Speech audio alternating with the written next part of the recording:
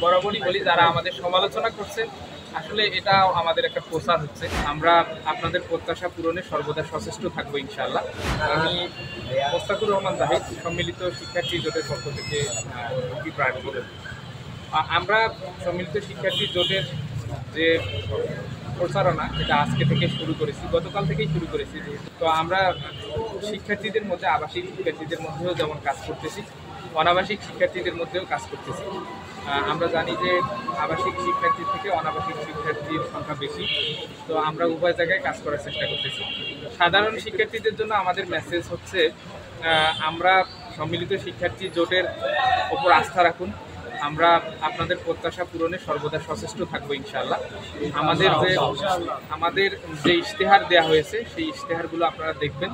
এই ইশতেহারে আপনাদের চাওয়াগুলোই যুক্ত করা হয়েছে। এর আগে আমরা ইশতেহারে কী কী যুক্ত করব সে ব্যাপারে শিক্ষার্থীদের কাছে পরামর্শ নিয়েছি। সেই পরামর্শগুলো সবগুলোই আমরা মূল্যায়ন করে ইশতেহারে যুক্ত করার চেষ্টা করেছি।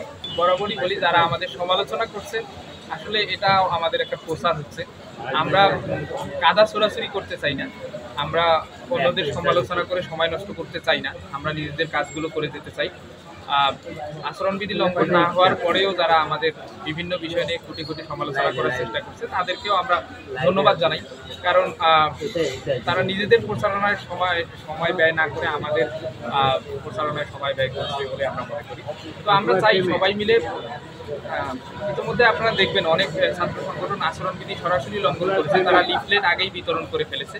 তো এগুলো আমরা নির্দিষ্ট জায়গায় অভিযোগ করব, তবে আমরা আমাদের কাজগুলো সুন্দরভাবে করে যেতে চাই।